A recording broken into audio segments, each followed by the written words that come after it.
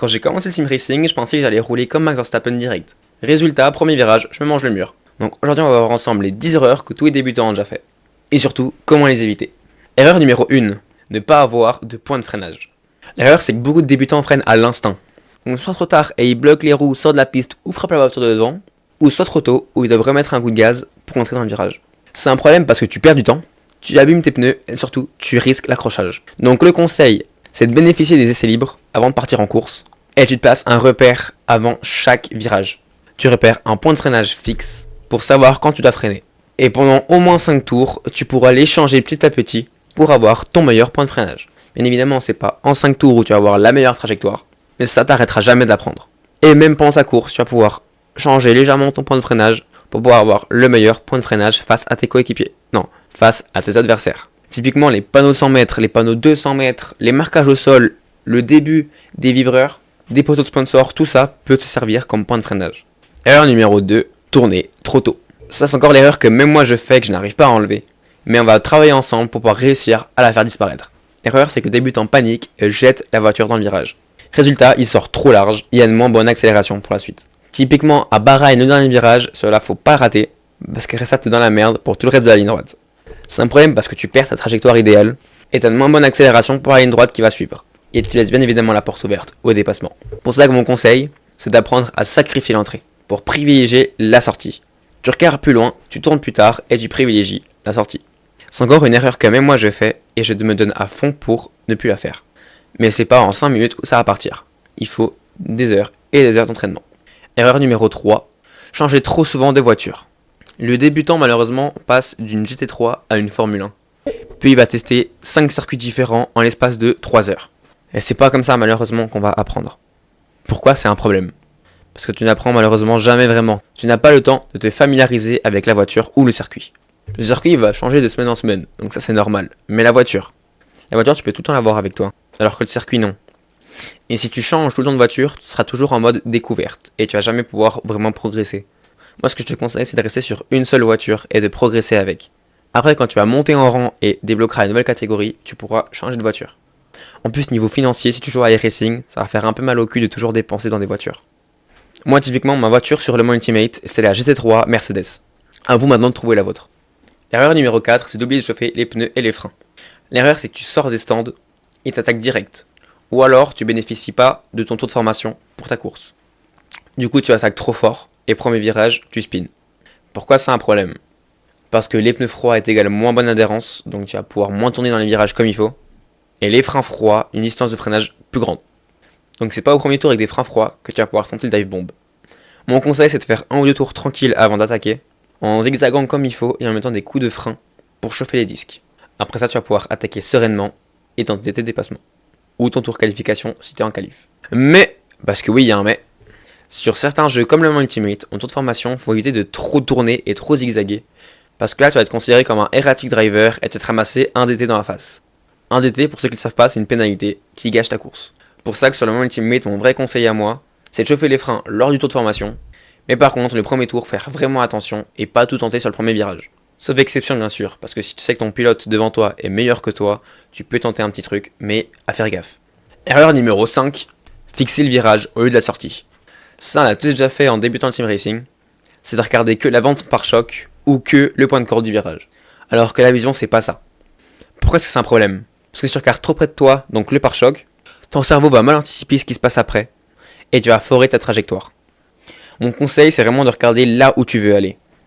Avant même de commencer le virage, tes yeux doivent déjà être à la sortie du virage. Le reste, tu dois bénéficier de ta vision périphérique. Ça va pas arriver du jour au lendemain, va falloir le travailler, mais ça va arriver et tu vas pouvoir performer. Erreur numéro 6, tenter des dive bombs suicides. On les connaît tous, ces débutants qui sont 10e et qui veulent tenter de prendre la première place au premier virage. Du coup ils freinent super tard, ils ratent et domino. Malheureusement c'est pas comme ça qu'on va gagner du temps, sinon tout le monde le ferait. Pourquoi c'est un problème?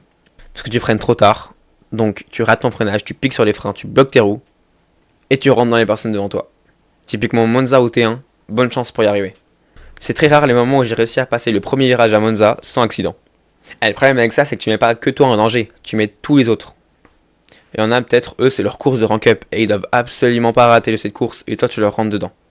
Après ça met une rage énorme dans ses joueurs, et c'est pour ça qu'on va arriver à l'erreur numéro 8, rage quit trop vite.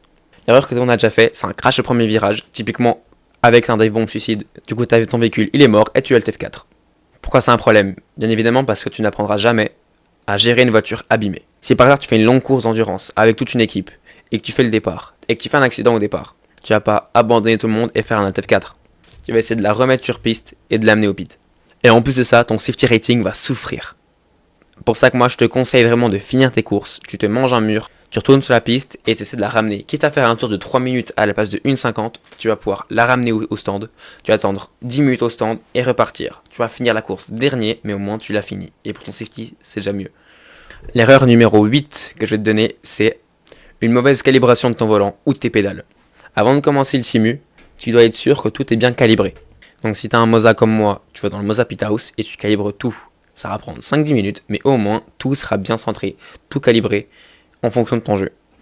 Et ça marche pour tous les volants. J'ai dit Moza parce que moi j'en ai un, mais ça marche avec Logitech, Fanatec, SimCube, tous les volants qu'il y a. Et pareil pour les pédales. Donc mon conseil c'est de calibrer ton volant et tes pédales avant de jouer. Pas toutes les fois bien évidemment, on se l'accorde, mais au moins une fois par semaine. Erreur numéro 9, croire au setup miracle. L'erreur c'est que tu télécharges un setup que tu as vu sur internet, tu te dis ça va t'aider, tu vas croire que tu vas gagner 2 secondes au tour, mais finalement rien de ça. C'est un problème parce que bien évidemment le setup va t'aider. Il va te donner un meilleur temps que ce que tu aurais fait déjà de base. Mais si tu n'as pas les bases, trajectoire, point de freinage, accélération, etc., tu ne vas pas pouvoir progresser. C'est pas le setup qui va te faire passer d'un joueur débutant à un joueur pro. Le conseil que moi je peux te donner, c'est de commencer bien évidemment le jeu sans setup, de te familiariser avec la trajectoire, les points de freinage, l'accélération, le frein dégressif, tout ça. Tout ça pour gagner un maximum de temps. Et quand tu vois que ton temps ne performe plus et que tu es vraiment à cheval avec ton meilleur temps et que tu n'arrives pas à progresser, là tu peux voir pour avoir un setup. 10e et dernière erreur, être irrégulier. L'erreur c'est de faire un tour rapide, puis après un tour nul, puis après un crash, puis on recommence, puis un tour rapide, puis un tour nul. Non. C'est un problème parce que tu n'arriveras jamais à progresser si tu n'arrives pas à faire le même temps. Je dis pas le même temps à la 10e de seconde précisément, mais dans la seconde. Si à un moment tu fais un 1,14, puis le tour d'après tu fais une 1,17, puis après tu refais une 1,16, puis après tu fais une 1,15, puis après tu fais une 1,21, puis tu progresseras jamais. Le vrai conseil que je peux te donner, c'est de rester à la même seconde pendant 10 tours. Tu vas pas essayer d'aller chercher le meilleur tour partout, mais par contre tu vas tenter d'avoir la régularité.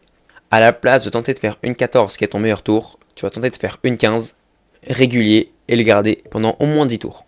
Arrivé à ce stade, tu vas pouvoir essayer d'aller plus vite à fur et à mesure, et là tu vas pouvoir progresser. Avant d'aller chercher un chrono, cherche la régularité. C'est le mot-clé pour débuter. Voilà, c'était les 10 erreurs que tous les débutants ont déjà fait, et que tu fais peut-être encore, et c'est le moment d'essayer de changer ça.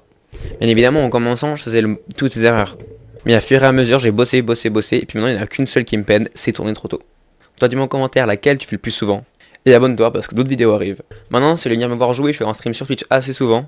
C'est d'ailleurs là-bas où je construis ma communauté, donc n'hésite pas à venir passer. N'hésite pas aussi à aller t'abonner à mon TikTok et à mon Instagram.